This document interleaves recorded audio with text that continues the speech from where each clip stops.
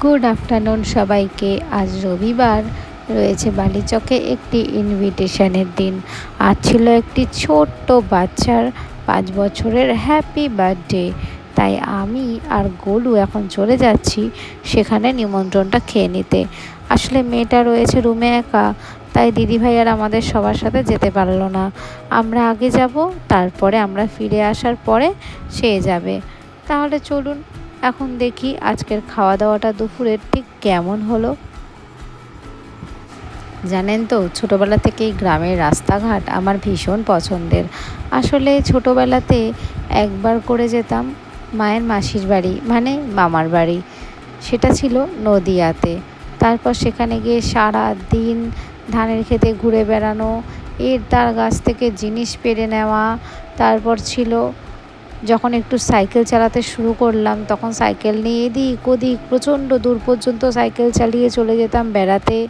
এইসবই করে বেড়াতাম। তার মধ্যে সবথেকে মজার ছিল দুটো জিনিস: স্যালো মেশিনে স্নান করা, আর একটা ছিল অন্যের জমি থেকে টমেটো বা শশা কিছু তুলে এনে সেটাকে মেখে নিয়ে খাওয়া। ওফ, সে কি দারুণ মজা!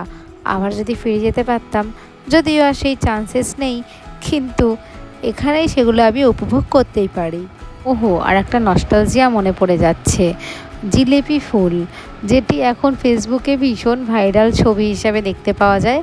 জিলেপির মতো পেঁচিয়ে রয়েছে সবুজ রঙের একটা খোলস, তার ভিতরে রয়েছে পিঙ্ক কালারের ফুল। খেতে যে কী মিষ্টি লাগতো কি বলবো।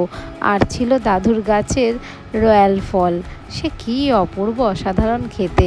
যাই হোক, কথায় কথায় এখন পৌঁছে গেলাম সেই দাদার বাড়িতে। তারই নাতির আজকে 5 বছরের জন্মদিন।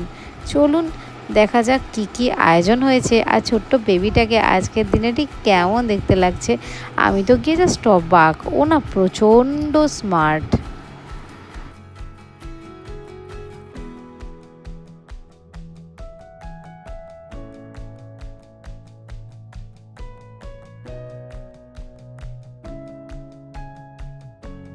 যখন এই স্প্রেগুলোকে দেওয়া হয় তখন আমি আর এক মুহূর্ত সেখানে থাকি না, নিজের চুলগুলো বাঁচানোর জন্য অনেকটা দূরে চলে যাই। তাহলে আর ওয়েট করে লাভ নেই, একটু রিলস বানিয়ে নিই, কারণ একটি ব্যাচ এখনও অবধি সম্পূর্ণ উঠে পড়েনি।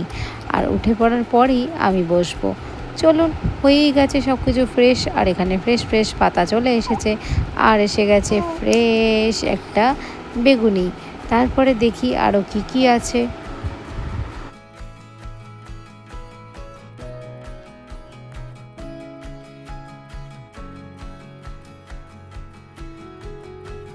ওহো হো, লাজবাব সেই ভেটকি পাতুরি, কি অসাধারণ!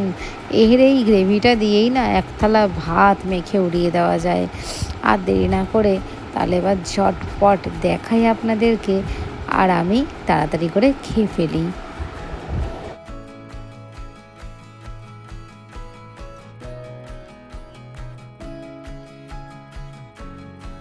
আরে এটাকে কিন্তু আবার চিকেনের লেগ পিস ভেবে ভুল করবেন না, এটি একটি মাছের পিস। দেখেছেন কি অদ্ভুত অসাধারণ রান্না, তাই দেখতে না একটু অন্যরকম লাগছে। খাওয়া প্রায় হয়েই গেছে, এবার উঠতে হবে। যদি ভিডিওটার খাওয়া দাওয়াটা ভালো লাগে তাহলে কিন্তু লাইক কমেন্ট শেয়ার করতে একদম ভুলবেন না।